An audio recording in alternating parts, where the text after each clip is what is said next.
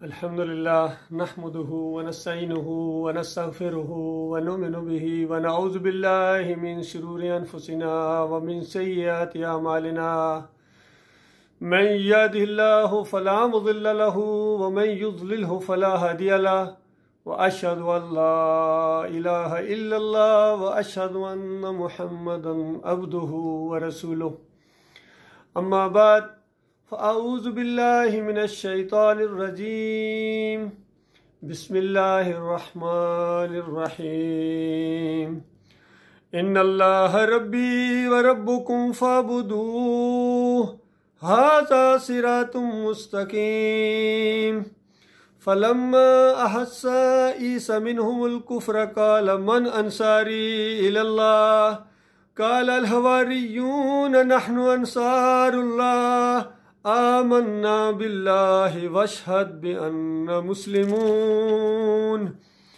रब्बना आमन्ना बिमा अंज़लता वत्तबअना रसूल फक्तुबना मअश-शाहिदीन व मकरू व मकरल्लाह वल्लाहु खैरुल माकिरीन इज़ क़ालल्लाहु या ईसा इन्नी मुतवफ़्फ़ीका व राफ़िउका इलैया व मुतahhiruका मिनल्लज़ीना कफ़रू जाइलुल्लज़ीना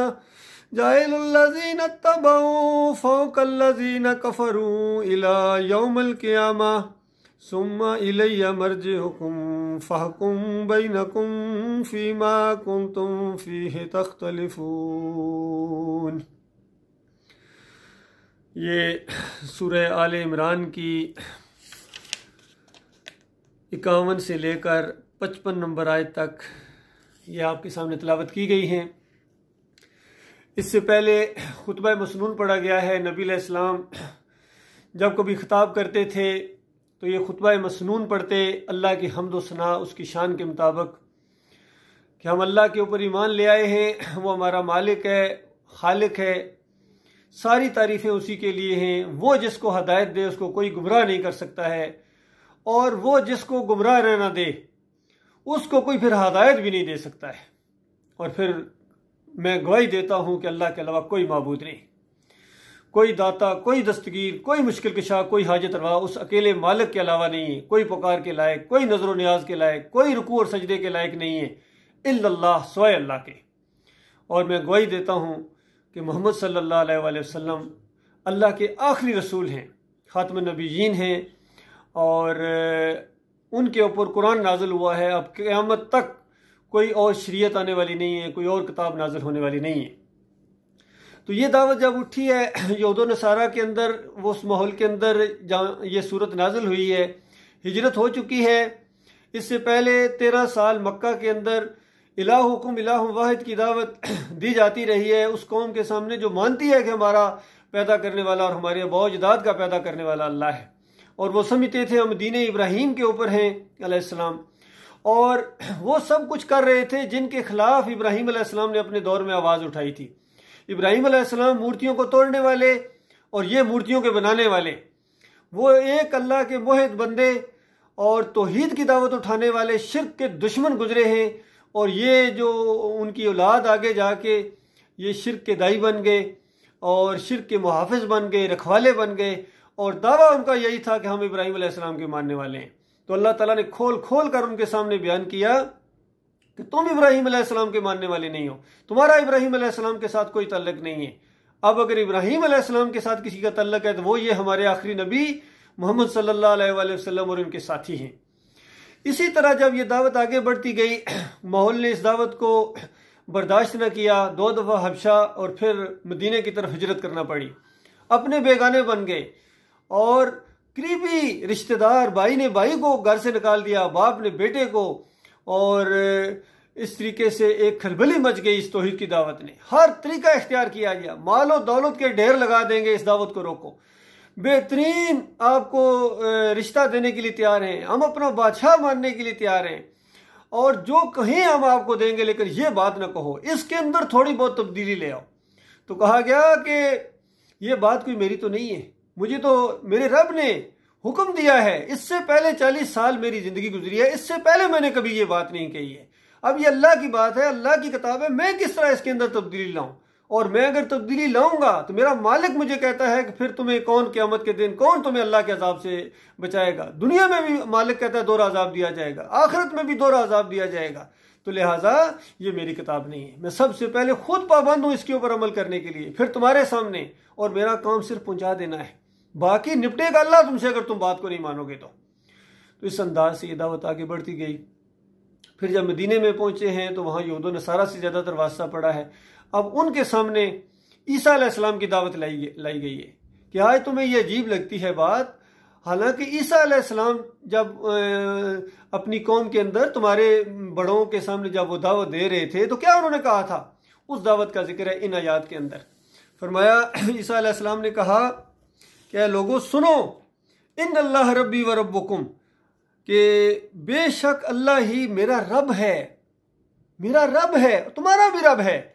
यानी ईसा अलैहिस्सलाम ने तो कभी सोचा भी नहीं था कि वो अल्लाह के बेटे हैं या अल्लाह के साथ शरीक हैं या अल्लाह के साथ कोई इस तरह की रिश्तेदारी है। तुमने ऐसा बड़ा इल्जाम लगाया ईसा अलैहिस्सलाम के ऊपर, अल्लाह की जात का टुकड़ा बना दिया, बेटा बना दिया। कुछ मालूम भी है कि ईसा अलैहिस्सलाम के दौर में उनकी अपनी दावत क्या थी कि लोगों अल्लाह मेरा रब है, तुम्हारा भी रब है, बस उसी की इबादत करो, यही सीधा रास्ता है, ये सीधा रास्ता है, सिरात मुस्तकीम है, जिसको हम हर सलात के अंदर अल्लाह से मांगते हैं, इहदिनस सिरातल मुस्तकीम, ए अल्लाह हमें सिरात मुस्तकीम दिखा दे, हमें उन लोगों का रास्ता दिखा दे जिनके ऊपर तूने इनाम किया।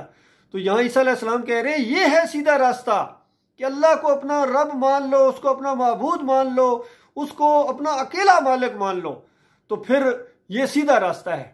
और अगर उसके अलावा यानी किसी और की तरफ तुमने झुका, किसी और को रुकू और सजदे किए, किसी और को पुकारा, तो ये फिर टेढ़ा रास्ता हो जाएगा। और नबियों वलियों की इबादत करना, उनके सामने रुकू और सजदे करना, उनको पुकारना, उनकी नजर न्याज, ये तो पहली मुशरिक कौम करती रही है। नूह अलैहिस्सलाम 950 साल उनको यही मसला समझाते रहे कि वो नेक लोगों की इबादत करते थे, कब्रों के ऊपर वाबस्ता हो गए थे, कब्रों की पूजा शुरू कर दी थी, वहां चढ़ावे चढ़ाना, वहां चादरें चढ़ाना, वहां से मांगना, नाक रगड़ना और उनको अल्लाह के यहाँ वसीला समझना, यही तो शिरक था। लेकिन अल्लाह ताला ने जब एक मुद्दत दराज तक उनके अंदर ये तौहीद की दावत उठाई और कौम ने नहीं माना है, तो उसके बाद पानी के अंदर डुबकियां दे दे के उनको अल्लाह ताला ने मारा है। और नूह अलैहिस्सलाम के बेटे को, सैयद ज़ादे को, पैगंबर की आंखों के सामने डुबकियां दे दे के अल्लाह ने मारा है। और बीवी को भी, यहाँ किसी का कोई फिर लिहाज नहीं है, जब फैसले का दिन आ जाता है, याद रखिए ये ईमान का मामला है, इसी के लिए तो पैदा किए गए हो, इसी का इम्तहान है। और अगर ईमान के अंदर फेल हो गए तो फिर कोई दुनिया की ताकत, किसी के साथ रिश्तेदारी, कोई मनसब, कोई तुम्हारा रैंक और कोई तुम्हारी खूबसूरती, हुस्न जमाल और अलाका तुम्हें नहीं बचा सकेगा अल्लाह से। तो ये बात इस तरीके से बताई गई। और यहाँ ईसा अलैहिस्सलाम बता रहे हैं ये सीधा रास्ता है। और फिर जब देखिए ये अल्लाह ताला कई दफ़ा चंद आयात के अंदर पूरी स्टोरी बयान फरमा देता है। उसके बाद जो बीत गया, जो तकलीफें उठाई, जो वहाँ दौर गुजरा सख्तियों का, उसका जिक्र किए के बगैर बिल्कुल आखिर की बात अल्लाह ताला बयान कर रहा है कि उसके बाद क्या हुआ कि फिर जब ईसा अलैहिस्सलाम ने इनमें कुफर महसूस किया कि अब बिल्कुल ये काफिर हो गए, ये बात मानने के लिए तैयार नहीं है, अब ये आखिरी दर्जे पर आ गए मुखालफत की, तो कहा कि कौन है अल्लाह के मामले में, अल्लाह के दीन के मामले में मेरा मददगार कौन है? हवारियों ने, जो हवारी जिस तरह नबी अलैहिस्सलाम के साथियों को साहबी कहा जाता है, वहाँ जो हवारी थे दीन के मददगार, उनके बारे में आया। फिर सूरह अल-माइदा के अंदर उसका जिक्र है कि अल्लाह ताला ने ईसा अलैहिस्सलाम को एक नेमत के तौर पर याद लाया कि देखो ईसा, जब तुम्हें तो कोई तुम्हारा साथ देने वाला नहीं था, तो मैंने हवारियों के दिलों के अंदर ये बात डाली थी कि मेरे पैगंबर का साथ दो। और यहाँ अल्लाह ताला बयान कर रहा है कि जब इस तरीके से ईसा अलैहिस्सलाम ने अपनी बेबसी देखी और कोई मानने के लिए तैयार नहीं है, सारे के सारे बेईमान काफिर हो गए हैं, तो इस तरह पुकार कर कहा कि अल्लाह के दीन के मामले में कौन मेरा मददगार है, कौन मेरा साथी है इस मामले में, इन तागूतों की आंखों में आंखें डालकर कौन है मेरा साथ देने के लिए, आगे बढ़ने के लिए। तो हवारियों ने कहा कि हम हैं, अल्लाह के दीन के मददगार हैं और वो हम अल्लाह के ऊपर ईमान लाए हैं और आप गवाह रहे कि हम मुस्लिम हैं, हम मुस्लिम हैं, हम फरमाबरदार हैं। देखिए अंबिया के मानने वाले मुस्लिम, हर नबी का मानने वाला मुस्लिम, अल्लाह ताला ने हमारा नाम मुस्लिम रखा है। किसी फिरके वाला नाम जिस तरह आज हमारी कौम ने रख लिए, कोई बरेलवी, कोई देवबंदी, कोई अहले हदीस, कोई सल्फी, चकड़ालवी, सुरवर्दी, नक्शबंदी, चिश्ती, कादरी, गिने नहीं जा सकते इनके नाम अपने। और फिर कहते हैं ये हमारी पहचान है जी। भाई अल्लाह ने तो मोमिनों की, मुसलमानों की पहचान मुस्लिम रखा है, जो अल्लाह के मानने वाले हैं वो मुस्लिम हैं, और जो मुस्लिम नहीं है वो दूसरे नाम रखते हैं। तो ये सादा सी बात भी इनकी समझ में नहीं आ रही है। तो हवारियों ने कहा कि हम मुस्लिम हैं, ए हमारे। देखिए, जब मुस्लिम हुए तो उसके बाद क्या हुआ, बराह रास्त अल्लाह के साथ तल्लुक कायम हो गया, अपने मालिक और खालिक को पुकारना शुरू हो गए, ए हमारे रब, जो तूने नाजिल फरमाया है हम उस पर ईमान ले आए हैं, और इस रसूल के, यानी ईसा अलैहिस्सलाम की तरफ इशारा किया उन्होंने, हम इस रसूल के हम पैरवी इख्तियार कर लिया, बस हमें शहादत देने वालों में लिख ले मेरे मालिक, कि लिख दे हमारा नाम उन लोगों के अंदर कि जो ईमान लाए हैं तेरे ऊपर, जिन्होंने तेरे नबी का साथ देने का ऐद किया है, तो उस लिस्ट के अंदर हमारा नाम लिख ले हमारे मालिक और खालिक। अब देखिए, जब इस तरीके से कड़ाके की दावत सामने आई है, अब लोग रुख करना शुरू हो गए हैं ईसा अलैहिस्सलाम की तरफ। तो इसी तरह असल में आप देखिए, ये वही माहौल था, गोया नबी अलैहिस्सलाम को बताया जा रहा है, सहाबाए किराम को बताया जा रहा है कि आज अगर यहाँ कुछ ये माहौल बन गया है तो हर दौर के अंदर इसी तरीके से माहौल बना है। आज अगर कुछ शहीद रूहें इस दावत की तरफ आना शुरू हो गई हैं, नबी अलैहिस्सलाम के साथी बन के एक छोटी सी एक जमात तैयार हो गई है, तो पूरी दुनिया इसके ऊपर इसको ख़त्म करने के लिए अब आगे बढ़ रहे हैं। तो यही तो पहले हुआ था कि जब कुछ लोग आगे आए हैं तो उसके बाद हुकूमत वक्त ने उन्होंने कहा कि बिल्कुल, उन्होंने कत्ल के मंसूबे बनाकर उन्होंने चाल चली। क्या चाल चली थी? ईसा अलैहिस्सलाम को कत्ल करने की, ईसा अलैहिस्सलाम को फांसी देने की, ईसा अलैहिस्सलाम को मारने की चाल चली उन्होंने कि क्या किया जाए। अब आखिरी मामला है, उस दौर के उलमा ने, मशाइख ने, बड़े बड़े मौलवियों ने पर्चे कटाए जाकर, एक तफसील है लंबी कि जब कैद के अंदर किए गए और सजाए मौत का उनके ऊपर हुक्म सजाया गया कि ये गुस्ताख हैं, ये हुकूमत के खिलाफ बगावत पर उकसाते हैं, तो उसके बाद उस दौर के बादशाह ने जब अपनी ताजपोशी के रस्म के तौर पर इस इलाके के गवर्नर को कहा कि इस खुशी में एक ऐसा आदमी जिसको सजाए मौत का फैसला हो चुका है, मैं अपनी ताजपोशी की खुशी में उसकी सजा को माफ़ करता हूँ, जिसको मर्जी अपने इलाके में, अपने अपने सूबों में किसी एक को तुम माफ़ी दे सकते हो, मेरी तरफ से तुम्हें इजाज़त है। तो जिस इलाके में ईसा इब्न मरियम कैद थे, उस दौर के बड़े बड़े जो MNA थे, बड़े बड़े MPA थे और बड़े बड़े उलमा थे, उनसे जब गवर्नर ने मशवरा लिया कि बताओ मैं तुम्हें खुश करना चाहता हूँ, किसको मैं माफ़ करूँ। 2 मुजरम हैं जिनके ऊपर सजाए मौत का फैसला हो चुका है, एक मुरब्बा डाकू है और एक ये ईसा इब्न मरियम है। तो आप गौर कीजिए, पूरी काबीना ने यह कहा कि ईसा इब्न मरियम को नहीं छोड़ना है, मुरब्बा डाकू को छोड़ दो। हालांकि क्या उनको मालूम नहीं था कि मुरब्बा डाकू बाहर निकल के क्या करेगा, उन्हीं की इज्जतों के ऊपर हाथ डालेगा, उन्हीं के माल को लूटेगा, उन्हीं को कत्ल वारत करेगा। ऐसा बड़ा डाकू था डाकुओं का सरदार। लेकिन ईमान की दुश्मनी ऐसी होती है कि वो इस चीज़ को बर्दाश्त नहीं कर सकते थे कि ईसा अलैहिस्सलाम को अगर छोड़ दिया तो वो क्या बाहर आके लोगों को कहेंगे, अल्लाह रब्बी व रब्बुकुम फाबुदूह, अल्लाह मेरा रब है, तुम्हारा भी रब है, उसी को पुकारो, तुम किसी और को ना पुकारो, इब्राहिम अलैहिस्सलाम को ना पुकारो, लात मनात हुबल को ना पुकारो, इन किसी को भी, मरियम अलैहिस्सलाम को ना पुकारो, किसी को भी ना पुकारो सिवाय अल्लाह के। तो ये तौहीद की दावत देंगे, लेकिन इन मौलवियों और मशाइख को ये तौहीद की दावत बर्दाश्त नहीं होती है। तो इस तरीके से देखिए, यहाँ अल्लाह ताला कहता है फिर उन्होंने एक चाल चली और फिर एक चाल अल्लाह ने चली। आप इस पर जरा गौर करें, सारा मसला ईसा अलैहिस्सलाम का आपको समझ में आ जाएगा। आज जो मसला उठा हुआ है कि भाई कैसे कैसे ऊपर उठाए गए, कैसे वापस आएंगे, वो तो मर गए हैं जी, इस तरह की बातें उठाते हैं। अल्लाह ताला फरमाता है उन्होंने एक चाल चली और फिर एक चाल अल्लाह ने चली। आप जरा इसको समझने के लिए मैं आपको बताता हूँ, जिस तरह नबी अलैहिस्सलाम के खिलाफ जब बड़े बड़े सरदारों ने आखिरी चाल चली थी, तो क्या चाल चली थी? इससे पहले तो हर तरीका इख्तियार किया इन्होंने, दौलत दे के लालच, बादशाही का लालच, इलाज कराने का लालच, हर चीज से उन्होंने आजमाया, ये बात आने वाले नहीं। आखिरी चाल क्या चली थी? बड़ी काबीना हुई थी और मशवरा किया गया, आपस में मशवरा, को ये मशवरा दे रहा है इनको कैद कर दिया जाए, ये तय पाया कुछ लोगों ने। तो किसी ने कहा कि कैद करोगे, दुनिया पूरी यहाँ आती है हज के दिनों के अंदर, तो लोग तो पूछेंगे क्यों कैद किया हुआ है, तो क्या क्या बताते फिरोगे, तो बड़ा मसला बन जाएगा। तो दूसरों ने कहा कि अच्छा इस तरह करते हैं, इलाके से निकाल दो जी।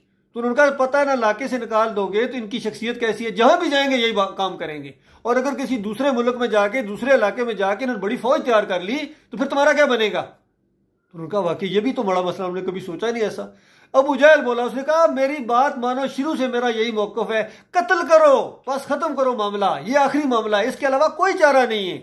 और ज्यादा से ज्यादा ये खून बहा देने का मामला, या जिस तरह कबीलों के अंदर एक कत्ल हो जाए तो दूसरा कबीला बदला लेता है, तो इस तरह का लड़ाइयां शुरू हो जाती हैं, यही खतरा है ना। तो हम इस तरह करते हैं, सारे कबीलों में से एक एक आदमी इकट्ठा करो और सारे मिल के जाकर मारेंगे, तो फिर कोई पता नहीं चलेगा किस कबीले ने किया है। तो एक बनु हाशिम कबीला है, किस किस कबीले से वो लड़ेगा, तो खून बहा पर राजी हो जाएगा, हम पैसे दे देंगे इनको, मसला खत्म करो। तो उसके बाद कहा भाई ये जबरदस्त अबुल हकम का फैसला बेहतरीन फैसला है। ये चाल चली थी उन्होंने, किस चीज की चाल चली थी? नबी अलैहिस्सलाम को कत्ल करने की चाल चली थी। और एक चाल अल्लाह ने चली वहां भी, तो बताइए अल्लाह ने क्या चाल चली? अल्लाह ने नबी अलैहिस्सलाम को बचाने की चाल चली, तदबीर इख्तियार की। और अल्लाह बेहतरीन तदबीर करने, अल्लाह के सामने कौन ठहरेगा बताइए? किस तरीके से नबी अलैहिस्सलाम को अल्लाह ताला वहां से बचा के, वहां से फिर उसके बाद उनकी आंखों के सामने अल्लाह ताला ले गया, पहले गार में वहां रखा, ढूंढते ढूंढते गार के दाने पर जाकर पहुंचे। और अबू बकर सिद्दीक ने कहा या रसूलल्लाह अगर ये नीचे देखेंगे हमें देख लेंगे। नबी अलैहिस्सलाम ने फरमाया ला ताज़न इन्नल्लाह माना, बिल्कुल गम की कोई, अल्लाह हमारे साथ है। बताइए जब अल्लाह हमारे साथ है किस तरह पकड़ेंगे? बताइए अल्लाह का एक मंसूबा है, अल्लाह पहले बता चुका है अभी यहां से निकलोगे कल फिर तुम इसी फाते की हैसियत से आओगे, ये सब कुछ तो होना है, कैसे अभी पकड़कर कत्ल कर देंगे? ये नबी का ईमान होता है। तो बताइए अगर कोई किसी के खिलाफ कत्ल का मंसूबा बनाए और उसी रात या 2 दिन पहले पता चल जाए वो अपनी मौत मार गया, तो जो कत्ल करने वाला वो तो कहेगा जान छूटी, मैं तो वैसे उसको कत्ल करने जा रहा था, मेरे ऊपर एक इल्जाम आता, सब कुछ होता, पहले ही मर गया, अच्छा हुआ। तो आप बताइए ये कैसी चाल हुई कि उन्होंने नबी को कत्ल करने की बात की और अल्लाह ने उनको वफात दे दी? ये कैसी चाल हुई? हालांकि अल्लाह ताला तो किसी भी टाइम किसी को वफात दे सकता है। अंबिया को कत्ल किया गया है तो कत्ल करने से पहले अल्लाह ताला भी उनको मौत दे देता? ऐसा नहीं है, ये इम्तिहान का मामला है ताकि उन कौमों के ऊपर वो चीज आए कि इन्होंने कत्ल किया है, ताकि उनके ऊपर वो जुर्म साबित हो जाए। इस अंदाज से देखिए, इस चीज को समझे कि एक मुशरिकीन मक्का ने चाल चली थी और एक फिर अल्लाह ने चाल चली। तो किसकी चाल गालिब आई? अल्लाह की। इसी तरह का माहौल था वहां कि ईसा अलैहिस्सलाम के खिलाफ जब उन्होंने चाल चली इसको कत्ल कर दिया जाए या सूली चढ़ा दिया जाए, तो उसके बाद एक अल्लाह ने चाल चली, अल्लाह ने बचाने की चाल चली। और वो सोच भी नहीं सकते थे कि अल्लाह की चालें कैसी होती हैं। अल्लाह ताला ने उनको यहाँ इसी चीज का जिक्र किया है कि ईसा अलैहिस्सलाम के बारे में फरमाया कि जब अल्लाह ने फरमाया, अब देखिए अल्लाह ने एक प्लानिंग बना के अपने नबी को बता भी दिया, ये तरीका होता है अल्लाह ताला का कि अब इस तरह होने वाला है। जिस तरह नबी अलैहिस्सलाम वहां थे, उन्होंने मुआसरा कर लिया, तो उसके बाद अल्लाह ताला ने अपने नबी को बताया कि अब चलो यहां से निकलो और अल्लाह ताला तुम्हें बचा लेगा, कोई परेशानी की जरूरत नहीं है। इसी तरीके देखिए मूसा अलैहिस्सलाम का मामला वहां भी इसी तरीके से पहले से अल्लाह ने बता दिया कि कौम को लेके निकलो और बिल्कुल गम ना करना, दरिया तुम्हें रास्ता देने का, मैं इनको गर्क करूंगा। अल्लाह ने मनसूबा बता दिया और नबी का यकीन होता है इसी तरह होगा। पूरी कौम देख रही है, वो नहीं मान रही, उनको नहीं समझ आ रही क्या होगा, लेकिन नबी कहता है इसी तरीके से होगा, उसका यकीन है अल्लाह की बात के ऊपर। तो इसी तरीके से अल्लाह ताला ने अपने नबी को बताया कि जब अल्लाह ताला ने फरमाया ए ईसा मैं तुझे पूरा का पूरा ले लूंगा, मैं तुझे उठाऊंगा और तुम्हें अपनी तरफ उठा लूंगा और काफरों से तुम्हें पाक करूंगा, और जो तुम्हारी पैरवी करेंगे इन काफरों पर क़यामत तक के लिए फौकियत दूंगा तुम्हारे मानने वालों को। फिर तुम सबको मेरे ही पास आना है, मैं इन मामलात का फैसला कर दूंगा जिनमें तुम इख्तलाफ करते रहे थे, जो भी इख्तलाफात। तो असल में यहाँ तौफीक का जो लफ्ज़ आया है तो कहते हैं ये तो मौत के लिए है। भाई मौत के लिए भी होता है, लेकिन हालात बताते हैं कि किस तरह, हर जगह मौत के लिए नहीं होता है। जिस तरह दूसरी जगह आया है कि कुल्लु नफ्सिन ज़ायक़तुल मौत व इन्नमा तुवफ़्फ़ौना उजूरकुम यौमल क़ियामा, कि हर इंसान ने मरना है और तुम्हें पूरा का पूरा बदला। अब देखिए मौत को अलहदा अल्लाह ने रखा, तवफ़्फ़ो को अलहदा रखा कि हर शख्स ने मरना और फिर पूरा का पूरा बदला कल क़यामत के दिन दिया जाएगा। तो पूरे के पूरे के लिए ये लफ्ज़ इस्तेमाल होता है। तो वहां भी कहा गया तुझे पूरा का पूरा उठाऊंगा। और फिर देखिए हदीस के अंदर इसकी तशरीह आई है और बड़े सादा सादा अल्फाज के अंदर ये चीज़ें आई हैं। सूरह ज़ुखरुफ में भी इसका इशारा है कि वो क़यामत की निशानियों में से हैं। फिर देखिए बुखारी की रवायत के अंदर, सही रवायत के अंदर नबी अलैहिस्सलाम फरमाते हैं कि अबू हुरैरा ने इस रवायत को बयान किया है कि नज़ूल ईसा अलैहिस्सलाम के बारे में रसूलुल्लाह सल्लल्लाहु अलैहि वसल्लम ने फरमाया कि अगर तुम चाहो तो ये आयत पढ़ो। अब देखिए अल्लाह के नबी इस अंदाज से कुरान की आयत अपनी जो बात बयान कर रहे हैं, इस तरह का वाक़या पेश आएगा तो साथ ही कह रहे हैं कुरान की ये आयत पढ़ो। ये बिल्कुल उसी तरह की बात है जिस तरह नबी अलैहिस्सलाम ने एक हदीस के अंदर आता है कि आदत तो इबादत सालिहीन माला इन रात वला उज़्न समेत वला ख़तरा अला कल्बि बशर, कि अल्लाह ताला ने अपने साले बंदों के लिए वो कुछ तैयार करके रखा हुआ है जो कोई किसी कान ने उनको सुना नहीं है, किसी आंखों ने उसको देखा नहीं है, और किसी कल्ब बशर के ऊपर उसका अक्स तक नहीं पड़ा है, ख्याल तक नहीं आया अल्लाह ताला ने अपने मोमिन बंदों के लिए क्या जन्नत में तैयार करके रखा हुआ है। और फिर फरमाया क्या नबी अलैहिस्सलाम अगर इतनी बात कह देते तो क्या सहाबा को यकीन ना आता? कि ये नबी अलैहिस्सलाम फरमा रहे जन्नत में ये चीज़ें हैं और इस तरह का मामला है, सबको यकीन आ जाता, हमें भी यकीन आता। लेकिन नबी अलैहिस्सलाम का एक अंदाज है कि ये बात मैं जो तुम्हें कह रहा हूं कि जन्नतियों के लिए अल्लाह ताला ने इतना कुछ रखा हुआ है, कोई आंख नहीं देखा नहीं किसी ने, किसी कान ने नहीं सुना है, किसी दिल ने उसको महसूस नहीं किया है। और अगर तुम्हें अपने इस मेरी बात के ऊपर और दिल ठुक जाए ताकि तुम्हारा, तो कुरान की कोई आयत अगर पढ़ना चाहते हो तो पढ़ो, वक़राओ इन शिअ्तुम फला तालमु नफ्सुम मा उख्फिया लहुम मिन कुर्रति अय्युन जज़ाअन बिमा कानू यअमलून।